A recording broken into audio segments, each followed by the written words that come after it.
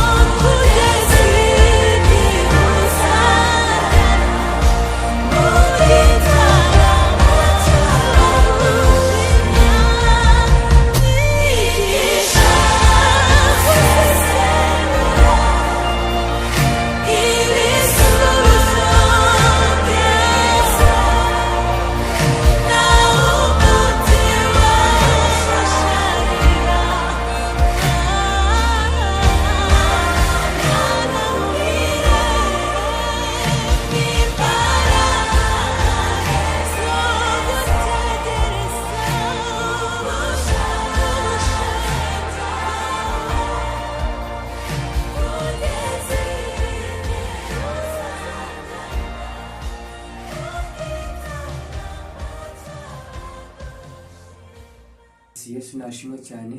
Amahoro y'Imana nakomeze kuba namwe mwese aho muri mu bice bitandukanye.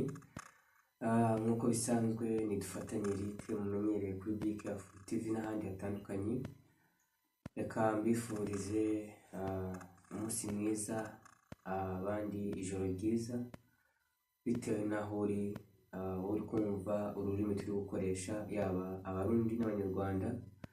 Mwebwe mwese bazasobanurira, nukuri turashubuje kandi turabakunda. Imana ibamere umugisha. Ndashaka kugira ngo tugabane umugisha cyangwa dusangire umugisha wo kumva amagambo y'Imana. Ndashaka kugira ngo ikiganiro gito cyane, kuko dushingiye na vizo tugezemo, abantu bashaka utuntu tumara iminota 3, 10, 30, ariko nuko Umwuka Wera aza kutuyobora, turagerageza kugira ngo buri wese ashobore kuba yacyumva kandi n'ikimurambire. Murabizi ubushize twabaganirije ku ijambo bita urukundo, ko nta rindi deni dukwiye kugira uretse urukundo, kandi ndakeka ko icyo kiganiro cyagiye kibagirira umumaro. Twabonye ko urukundo ari ikintu gikomeye kandi ntabwo ari byo ngarutsemo. Rero ngarutse ku ijambo rivuga ngo rifite umutwe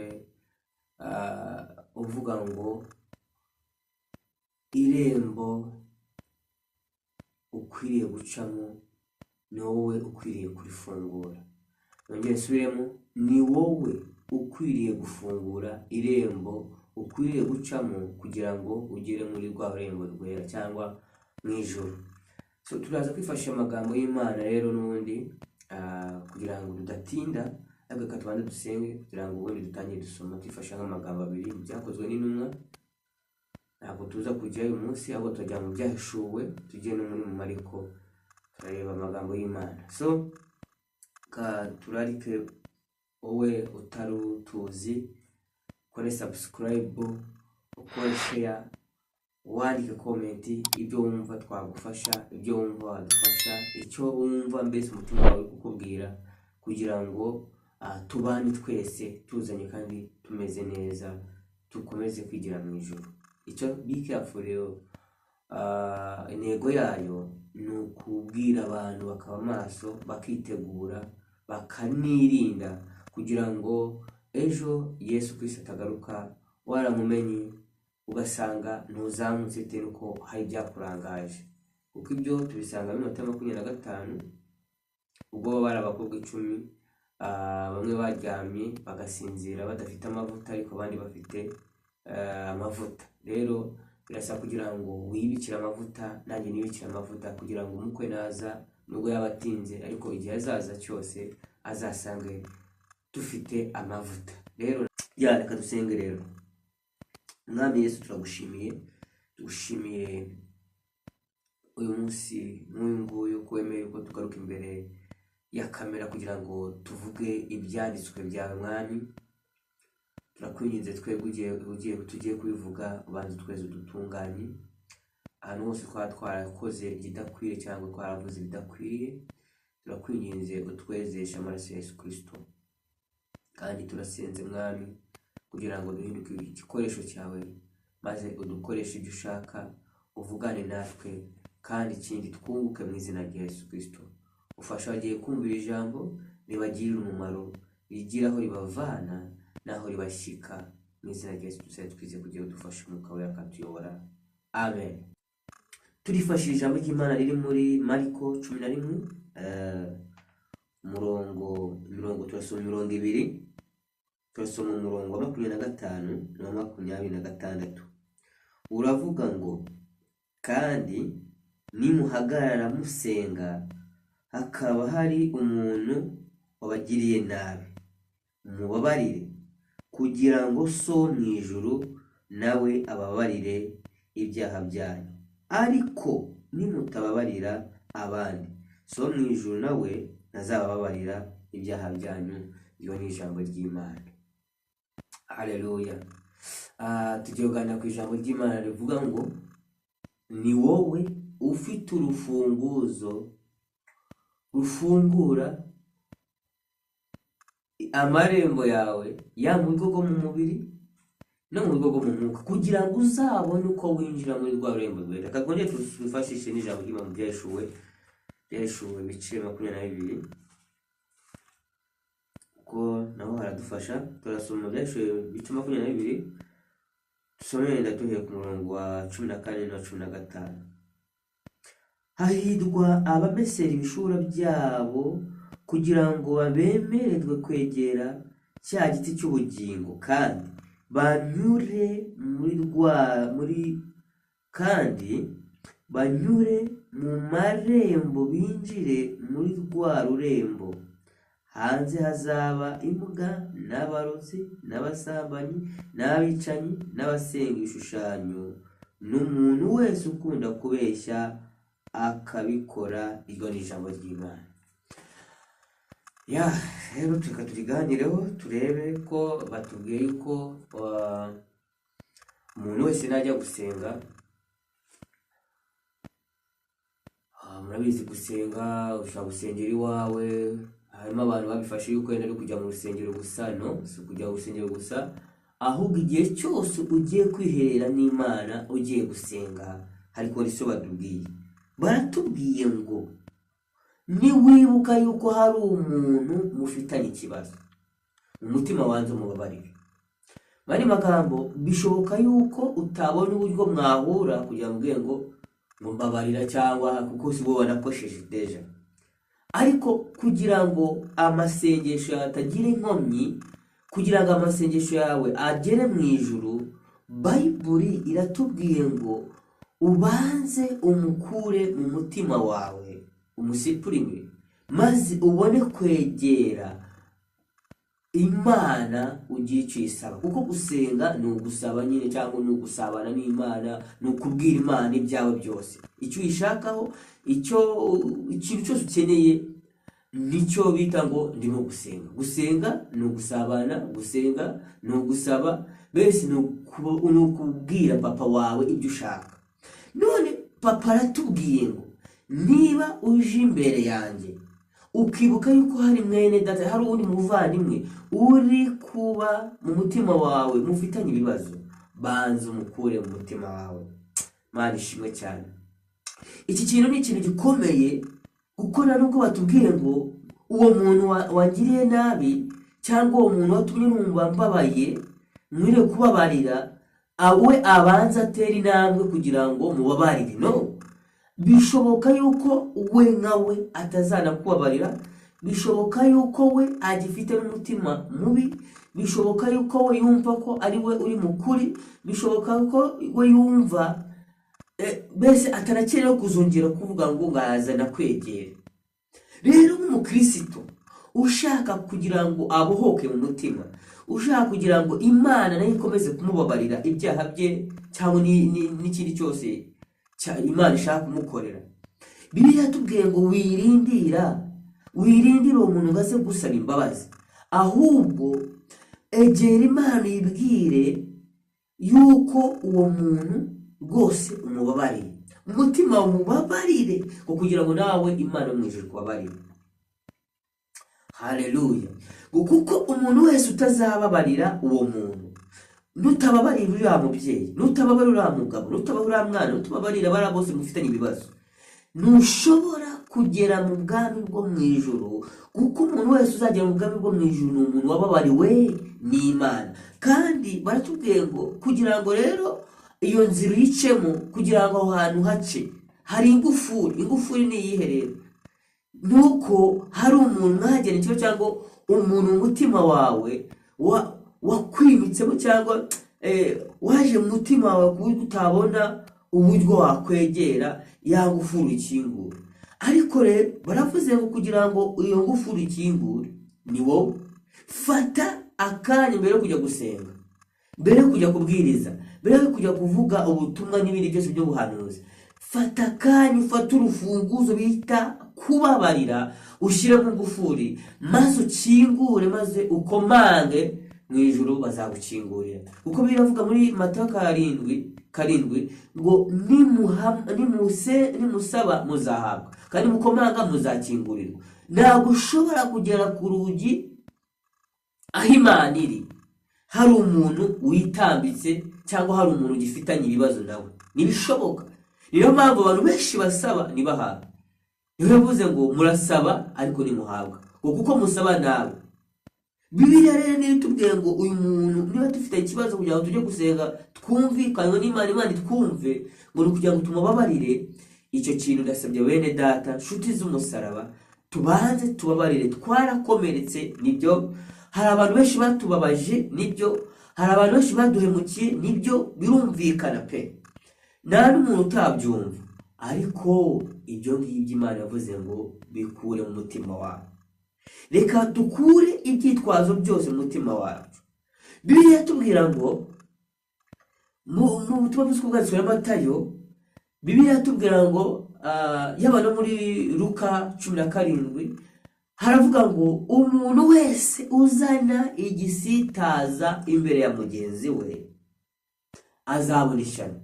Kuko icyoroshye nuko ngo bamuhambiraho urusyo, ku murongo wa mbere, ngo bakamuhambiraho urusyo ku izosi, bakamujugunya mu nyanja, ngo kuruta uko yagwisha umwe muri batoya bigeze aho ngaho. Aho kugira ngo ugwishe umwe muri batoya, uzana ibyo bisitaza, gikiza nuko uwo muntu bamuhambiraho urusiko mu izosi bakamujugunya mu nyanja.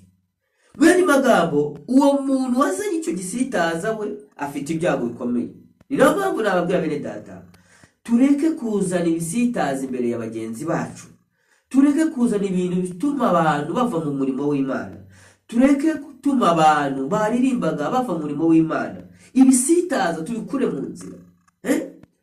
Niba hari ibintu ubona ukora bisitaza bagenzi wawe, witajya kuvuga ngo ntabwo bashinzwe, witajya kuvuga ngo ntabwo bangaburira. Yes, ntabwo bakugaburira, ariko ibyo bintu uri kuvuga ni uko ugifite agakuka.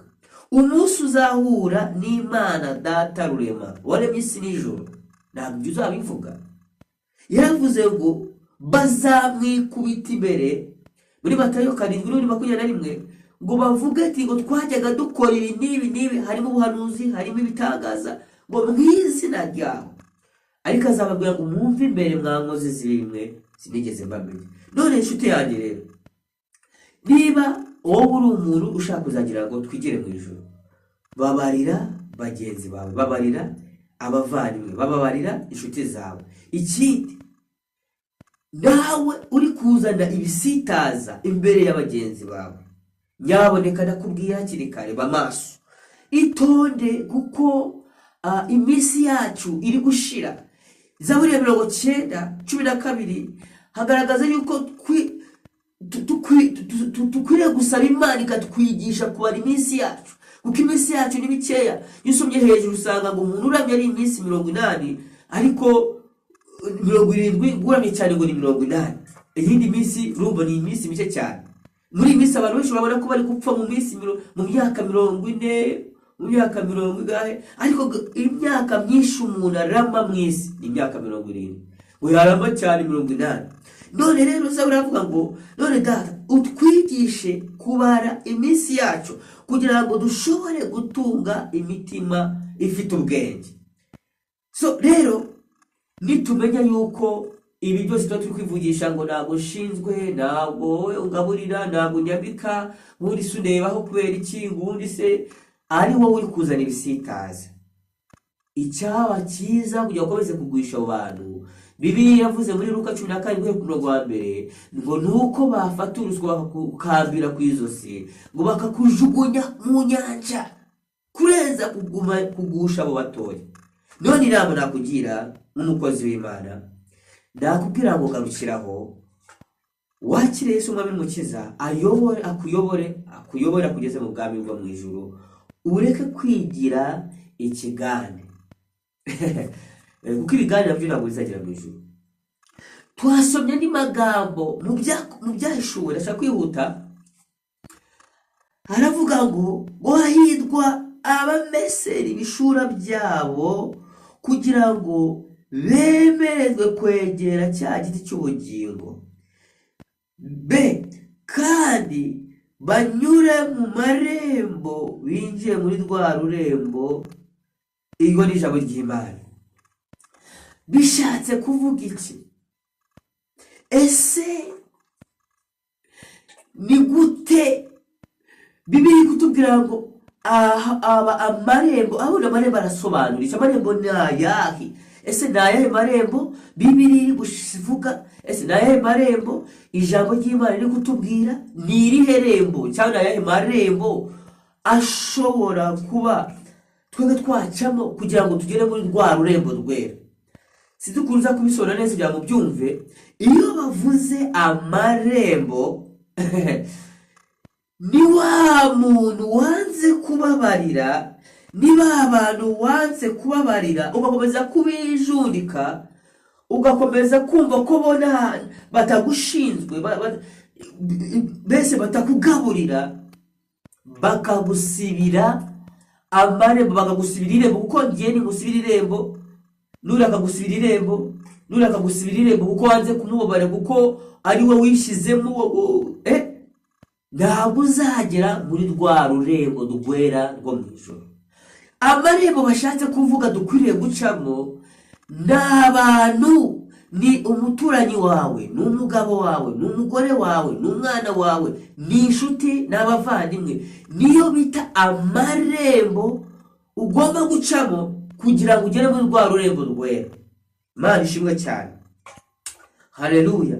Rero bene data ndabinginze kugira ngo tureke kwijundikamo abantu, tureke kwimika abantu mu mitima yacu, turandure izo nzangano kugira ngo duce muri rwa rurembo rwera. Kuko nitumara guca muri aya marembo niho tuzahingukira kuri rwa rurembo rwera rwo mu ijuru. Nubwo twaba twarapfuye, ariko mu munsi umwe Imana izavuga, nk'uko tubisoma mu Batesalonike, manda y'Imana ivuze aheza tuzahingukira ni muri rwa rurembo rwera.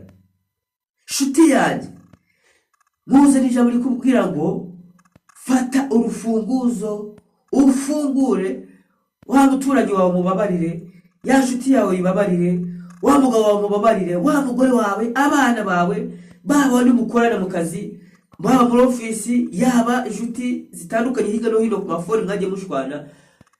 Ibyo byose byikuremo kugira ngo ushobore kuzagera muri rwa rurembo rwera. Iyo bavuze amarembo ni umuntu, uko Bibiliya iratubwiye ngo nutababarira mugenzi wawe, nutababarira umugabo wawe, nutababarira pasiteri waguhemukiye, nutababarira wa mukristo waguhemukiye, wa muhanuzi wakubeshyeye, zagera zose nk'uko mubizi, kuko nashaka kwirondora, ngo nutamubabarira ntabwo so wo mu ijuru azakubabarira. Kandi mu ijuru hazajyayo abababariwe ibyaha byabo bigatwikira. Haleluya. Bivuga ngo nujya gusenga, banza ukure uwo muntu mu mutima wawe wafashe agasiba amarembo kugira ngo ugere kuri rwa rurembo rwera. Niba uwo muntu ugiye gusenga bikaba bitubwiye ngo ntabwo ushobora kumvikana n'Imana, ntabwo Imana ishobora kukumva, ni ikizira. Kugira ngo ugere ku Mana ni ukubanza ukababarira babandi. Banza umubabarire kugira ngo uce mu rurembo. Noneho numara guca mu rurembo, egare kuzisanga waguye muri rya rembo, rwa rurembo rwera. Kuko aha bavuze ngo ni amarembo, nuko ari abantu benshi, ntabwo ari umuntu umwe. Byashoboka yuko waba ari abantu batanu, aho bose ugomba kugenda ubana nabo amahoro. Kuko biratubwira mu Baheburayo ngo mubane n'abantu bose amahoro. Ariko niba wumva ku mutima wawe hari abantu babiri, hari abantu batanu, hari abantu bangahe, ayo ni amarembo uri gufunga. Fungura amarembo yawe kugira ngo ugere muri rwa rurembo rwera, tuzibanire mu ijuru. Bibiliya iravuga ngo hanze hazaba imbwa n'abarozi n'abicanyi n'abasenga ibishushanyo kandi n'abakunda kubeshya bakabikora. Turabona ko bimwe babibatije bavuze yuko harimo abantu bajya bavuga ko kubeshya byabananiye. Ariko ngo hanze, iyo bavuze hanze ntabwo ari ukuvuga ngo hari ahandi handi, ni kuzasigara muri iyi si nyine. Hahandi bazababara bagahekenya amenyo ngo bazaboroga, bazataka ngo bahekenye amenyo, ngo hazaba imbwa n'abarozi. Iyo bavuze imbwa ntabwo baba bavuze imbwa ino yigendera, reka zino mbwa zirindiriye yasi itazongera kwiga, hahandi batazongera kujya umwana afatiwe ngo ajye gutera imbwa ibabara. Uko usomye mu Baroma, Bibiliya yatubwira ngo ibyaremwe byose ngo bihora biniha umuniho, byifuza yuko umwana w'umuntu yakongera gusubira muri bwa bwiza, kugira ngo nabyo ngo bive mu bubata. Imbwa zirabaswe, ibikoko, ibiti byose byahuye n'akaga kubera icyaha kikomoka kwa Adamu.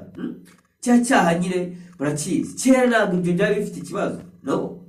Nta muntu wagiteraga amabuye, nta muntu wagicaga, nta rupfu rwari ruriho. Ariko Adamu akimara gukora biriya na Eva, babise bazanira urupfu mu bintu byose. Ariko Yesu niwe waje kutuzanira none ubuzima bw'iteka ryose. Imana ishimwe cyane. Rero iyo bavuze imbwa, nkuko tubisoma mu rwandiko rwa kabiri rwa Petero ibice 2, uhereye nko ku murongo wa 20, aho ngaho bagaragaza yuko hari abantu bari baramenye Imana, ariko mu kuyimenya nyuma basubira inyuma. Rero Bibiliya igaragaza neza yuko ngo ibyabasohoreho, ngo umugani w'abasohoreye ngo ni nk'imbwa yasubiye ku birutsi, cyangwa ngo ingurube yuhagiwe igasubira kwigaragura mu byondo. urumva ko Imana ishobora gufata umuntu ikamugereranya nk'imbwa bitewe n'ibyaha yijanitsemo. Abahanuzi barabizi, umuhanuzi ashobora kureba umuntu akajya amubona ku gatuti kandi ari akabona n'imbwa. We twe turi kureba ku gatuti ko hariho umuntu, ariko Imana yahishurira umuntu uri kureba mu buryo bwo mu mwuka akajya abona hari ikintu cy'ikibwa kiri kubwiriza ku gatuti. Rimwe na rimwe bikabisobanura ubusambanyi, ariko noneho hano hagaragaza yuko ari abantu baba bijanditse mu byaha ubundi. Imbwa rero baba bavuga hagaze zabo inyuma hanze si zino zigana zizunguza umurizo, ahubwo nimbwa abantu bafashe iby'Imana bakabimenyera, ntibashake kubyumva nk'uko bikwiriye cyangwa ntibashake kubikora nk'uko bikwiriye. Rero bene data, simbifurije kuba hanze, kuko hanze ni habi. Hazaba imbwa n'abarozi. Abarozi ndabinginze, ubuntu bw'Imana bwarabonetse bwazaniye abantu bose agakiza, butwigisha kureka kutubaha Imana, tukirinda tukagira mu ngeso nziza nk'uko tubisoma mu Rwanda muri Tito 2:11. So rero ndabinginze mureke kuzaba mwaba abantu bo hanze, ahubwo tuzabe muba zagira muri rwa rurembo rwera, tuzibane n'Imana Data, turirimba indirimbo ya Mose n'iy'umwana w'intama, tunezerewe, kuko hazaba ari umunezero. Agahinda nikazabayo, gupfusha n'ibizabayo, gusuzugurwa, kwangwa, gutukwa, gukora bigoranye, kwirukanwa mu mazu, kwambara ubusa, kurara kuteza cyangwa umugore gutoteza, abana bagutuka wenda no gukwica.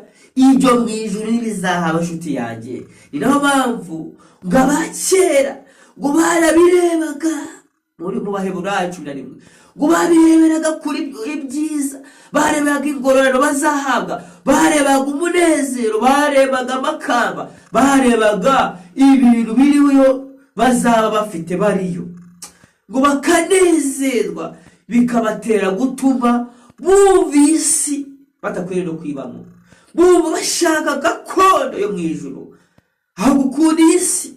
Kuko Pawulo yabyanditse mu Bafilipi 3:20, aravuga ngo twebweho iwacu sino, haleluya haleluya, wacu ni mu ijuru, ngo niho dutegereje umukiza akazaba.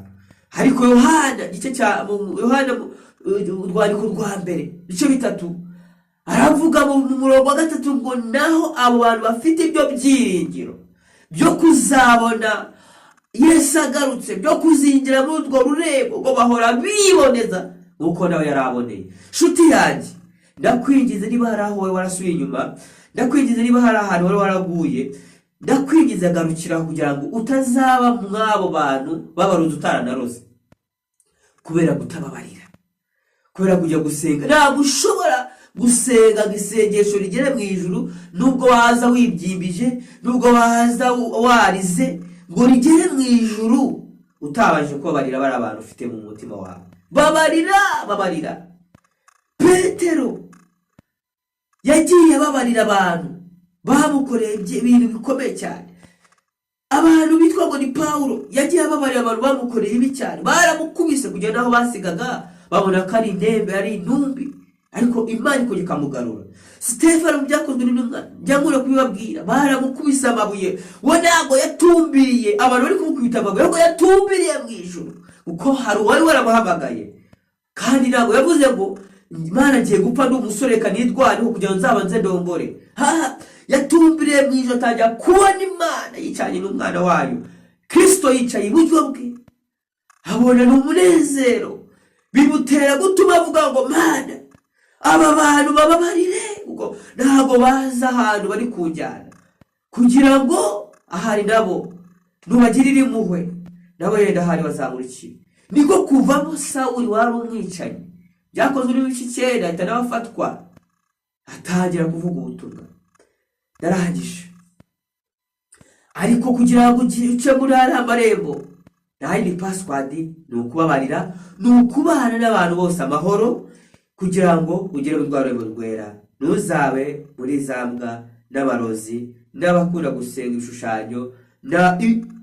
Aya magambo mvuze ni amagambo mvuze nk'umuntu uri kubwiriza ubutumwa bwiza. Nagara amagambo ashatse kugira ngo mwigishe rimwe kuri rimwe, kuko twakora semina ngakubwira igiti cy'ubugingo icyo ari cyo guhera mu gihe cya Adamu icyo cyamaraga, kuko igiti cy'ubugingo ni igiti kibeshaho, kuko Yesu niwe giti cy'ubugingo. Noneho rero aya marembo ni abantu ukwiriye gucamo mu buryo bwo kugira ngo ubane n'abantu bose amahoro kandi ubababarire. Bagukorera nabi, bagukorera neza, ukwiriye kubababarira. Umuntu wese nabona imbuto wera ahereko ahibaza so mu ijuru. Kandi umuntu uza gusarura imbuto ntabwo umutegeka ngazana igiti cyo gukubita imbuto kugira ngo igwe, ntabwo umutegeka kuzana ibuye kugira ngo ritere iyo mbuto igwe. Mwibuka abantu bahanuye amapera, uburyo wagenda kugahanura ipera, uko byakogozaga wazamukaga hejuru ukakora ipera, cyangwa ugatera igiti ugafata igiti ugahabura, cyangwa ugatera amabuye. N'ubundi na voka n'imyembe n'ibiki byose n'amapera n'indimu byose niko babigenza. Umuntu uje gushakaho imbuto ntabwo aza umuhe foromire. Niyo mpamvu gusa kugira ngo umutima wawe utunge imbabazi gusa nk'uko Stefano yarameze. Ndakwifuriza guca muri ariya marembo ufungure kugira ngo tuzahurire muri rwa rurembo rwera tugiye kubana n'Imana Data waremye isi n'ijuru. Imana ibambere umugisha. Shalom shalom. Ikiganiro nakagaruka. Ndabakunda cyane. Mana mu izina rya Yesu Kristo ndagushimira guhimbaje. Mushimira urukundo rwa neza yawe. Mushimiye ku magambo yawe tubwiye muri aka kanya.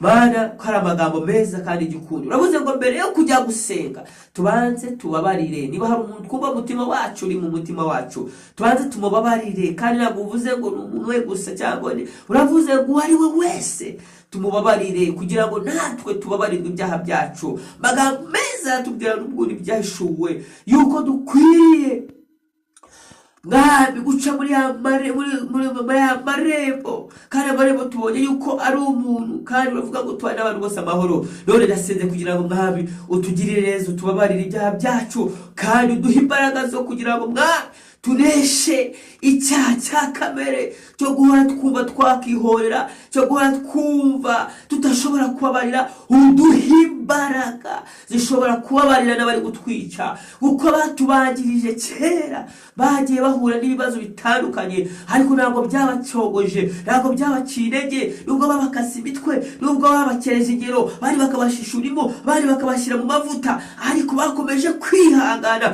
Uduhe kwihangana nk'uko umwanditsi yanditse ngo hahitwa bihanganira ibagerageza kuko nibamara kwemerwa n'Imana ngo bazambika ikamba ryari ryasezeranijwe abakunda Imana. Natwe turasenze kugira ngo duhe kwihanganira no kubabarira abo bantu bose mu izina rya Yesu Kristo, kugira ngo natwe tuzambika iryo kamba. Kandi ndasengera umuntu wese wari waramaze kuzana ibisitaza Mwami kuri bagenzi be, ndagusengeye kugira ngo muhe imbaraga zo gukura ibisitaza imbere ya mugenzi we mu izina rya Yesu Kristo, kugira ngo Uwiteka tuzabarira we mu ijuru mu izina rya Yesu Kristo. Wakoze Mwami, komeza ushyigikire Be Careful, ushyigikire buri wese wo muri iki kiganiro, kandi ucyamamaze Mwuka Wera kiyobore, Mwuka Wera akibemo, kugira ngo umuntu wese uzaba uri kumvira ijambo rizamugire umumaro, azafashwe. Badwaye indwara zitandukanye uzabakize mu izina rya Yesu Kristo, kandi abashonje uzabahe,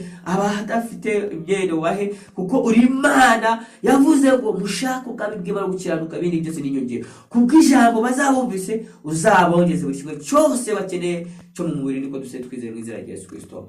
Amen.